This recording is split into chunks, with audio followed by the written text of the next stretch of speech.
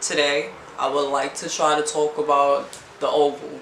If you don't really know what The Oval is, it's a show on BET. It comes on every Wednesdays at 9, I think, 9 or 10.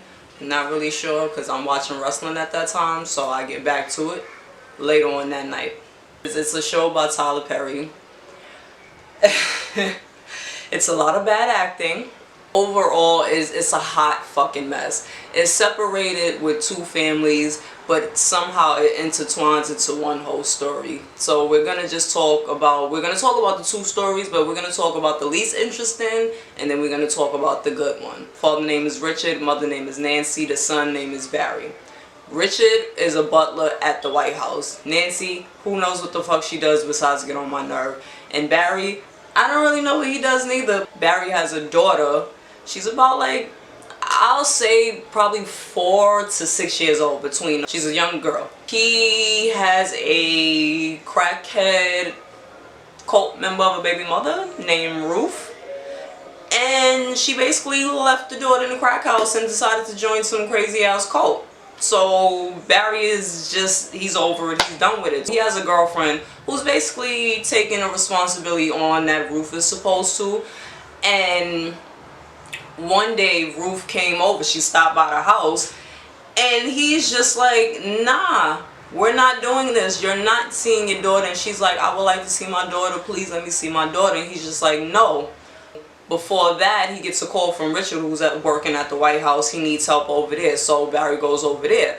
So as he goes over there, Ruth comes back over because Nancy calls her behind Barry's back. After Barry told Nancy, I do not want this girl over here, do not bring her over here.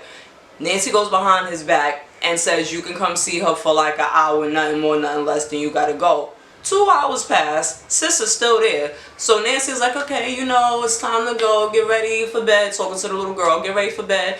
Ruth is like, nah, I'm not going nowhere, I'm taking her, the leader wants me to take her. And Nancy is like, no, that's not really what's going to happen. So 6 other motherfucking cult members came in, held Nancy down, and took the little girl. So she called Barry. Of course, Barry is upset with her. And it's like, yeah, as you should be. Like, if I told you not to do this and you go behind my back, look what happens. This is why I told you not to. And now that's the main storyline, is looking for her. Until about like 2 episodes ago, we just forgot about the little girl. Barry's girlfriend name is Sharon, and Sharon works at a pharmacy. She works at a pharmacy, and I'm not really sure if it's ran by him or he's just the manager, but it's ran by her ex-boyfriend. He clearly still has feelings for her. He lets her know every chance he gets, and she's like this when it comes to him. It's like, yeah, she wants to be with him, but then it's like, no, I have Barry and I love him and whatever. But when Barry screams at her and they get into an argument, then you know how that goes. Barry doesn't like this dude because he knows, like, he's not dumb. He already knows what's going on. He doesn't want her working there, but she's like, I'm not about to quit working. Because first of all, it's like, Barry, what do you do for work? Still was never explained, but okay. She finally gives in and she starts cheating with old boy. Barry finds out. Barry's furious. They're fighting. They have this whole tussle, and dude pulls out a gun, so they fighting and wrestling over the gun. Shots go off. Richard gets hurt because Richard was in the car with Barry as he drove the car into the pharmacy. That's pretty much on their side. So yeah, we're gonna leave it like that for now, and then we'll get to the interesting part. So just stick around. Whew. Now let's get to the good part, because I didn't give a fuck about Barry, you know. Let's get to the whole White House and the fuckity fuck shit with them. We have Hunter, who's the president, Victoria, who's his wife, Jason and Gail, the 2 kids. Okay? We got all of that. Hunter is a newly elected president, and obviously they're transitioning into the White House. So as they're transitioning into the White House, first fucking episode, first maybe like 10 to 15 seconds in, Hunter and Victoria are fist fighting. So the thing with them is their marriage is not really a marriage, like a stereotypical marriage or what you think. These motherfuckers hate each other. They're only together because Victoria's family is powerful and got him into the White House. I guess because he's a white guy, like, I don't really know, something along those lines. They hate each other, like, this is all a front. She hates him, he hates her, she hates the kids. Just as much. She has a side piece. She knows about it. And I'm gonna be honest, I don't really think she gives a fuck.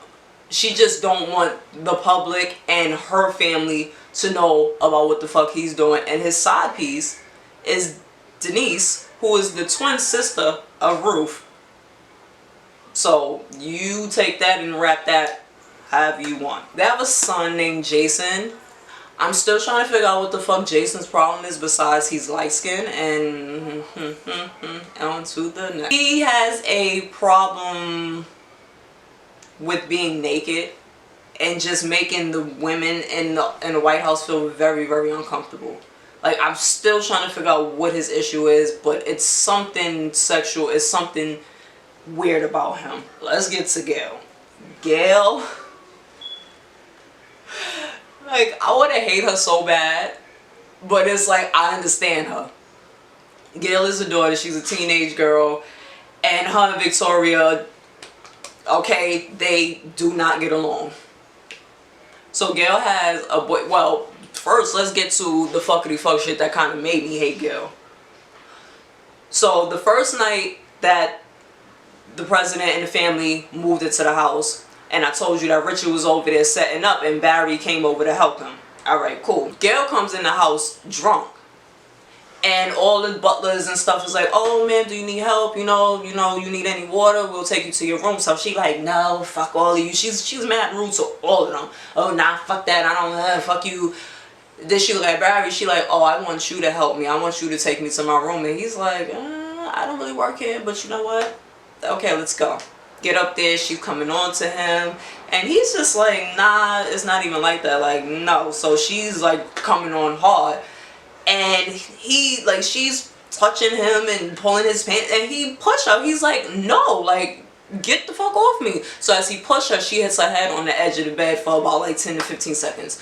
Another maid comes in and is like, yo, Barry, what happened? What's going on? What's going on? She wakes up and all of a sudden, he raped me. He raped me. And it just makes no sense because it's just like, one, Barry still has all his clothes on. So how is any raping happening? Two, that door was only closed for maybe 30 seconds the most. Now, I'm not a rapist. I'm pretty sure it takes way more than 30 seconds for a successful rape. And that sounds twisted even saying that. But you know what I'm saying. So it was this whole big blow up, and long story short, Hunter fired Richard because he's like, who the fuck is this kid and why is he even in the house? And they like, oh, that's the butler's son, he's always here or whatever. And he's just like, nah, we're not doing that. Fired Richard. And Richard is just like upset about this shit. He knows that his son didn't do it. Barry's like, yo, I didn't do it. They had him in an interrogation room. He's like, I did not do it. So they asked Gail for a rape kit, and now all of a sudden she doesn't want to take it. And Victoria is sitting there like, oh, you don't want to take one? So she was like, you know, hold that thought. So she's like, little girl, let me tell you something. You gonna take this fucking rape kit? And Gail is like, no, I'm not doing this. So she's like, oh yeah. She was like, I will get 3 people in here to hold you down and make you take it. Or unless you're lying. And that's when she had that look on her face. She was like, did you come in here drunk? And Gail was like, she was like, I fucking knew it. I fucking knew it. I knew you was a fucking liar. And basically made that girl confess. But by the time damage was already done, Richard was already fired, and you know, like, it just looks weird because they just like, alright, well, Gail lied, we just gonna let this slide, we not gonna talk about it. And Barry is like, nah, like, I was accused of rape. What do you mean we just gonna let this shit go? Like, what happened? And Richard never let him know what happens. So now that I got the family out the way, let's get to some of the staff had their own little storylines tied in, but I didn't really give a shit. So we're just gonna get to the main storyline that is just like, child. This is some Tyler Perry shit. Let's get to the president's homeboy, his right-hand man named Donald. Donald is married to a woman named Lily. Lily is some type of like fashion designer. She styles people all over the world, including Victoria. So that's how that's all tied in. Then we have the villain of the show named Kyle. Like, I don't get what Kyle's deal is, but it's a very creepy white supremacist type of vibe that you get with him, and we'll just leave it like that. So the first episode, Lily is at the airport. She's boarding the flight to get to Washington DC because they have like the president's first dance, that whole little celebration that they're going on, and Donald wants her there. He's like, I really want you here.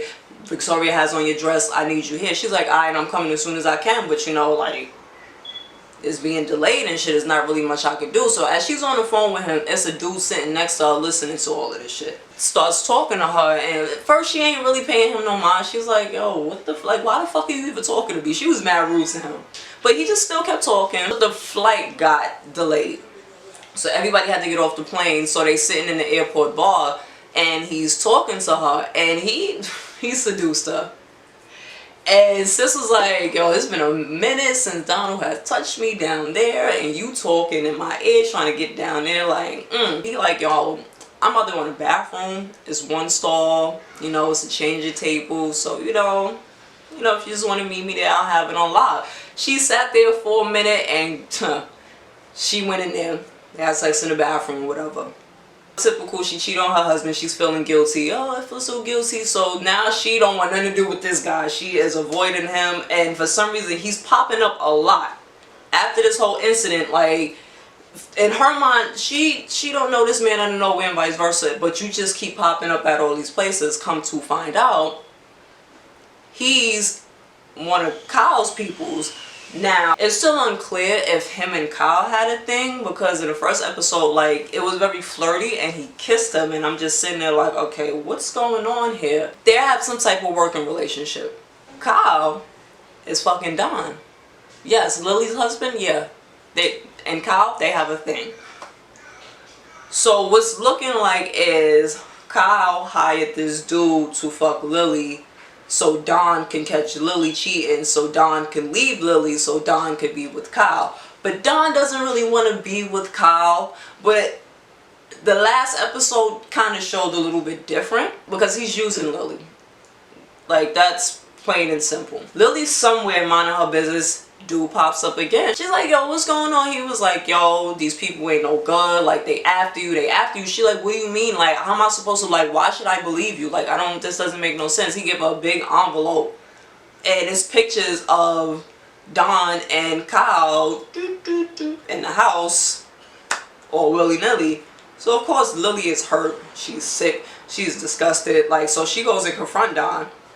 And one thing I'll give Don, he didn't really, well, you can't really lie about it if his pitch is involved, right? So he didn't lie about it. He admitted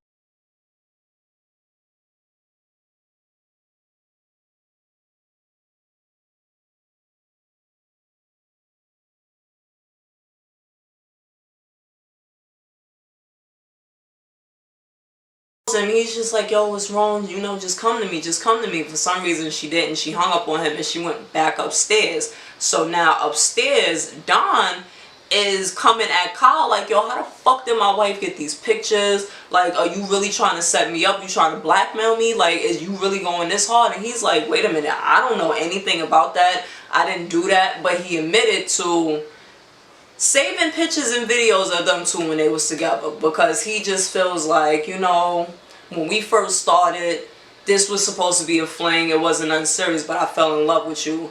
And the fact that, like, I cheated on you and I feel like I pushed you into her arms. And he's like, no, it's not like that. It probably was like that. And then he felt like, being that he's getting into the White House, you can't be gay and be the president's right-hand man. So he has to have a beard, and Lily came into the picture. So he's like, you know, like, no, it's not even like this. So Kyle is like, you know, I still love you, let's be together. And he just kisses Don.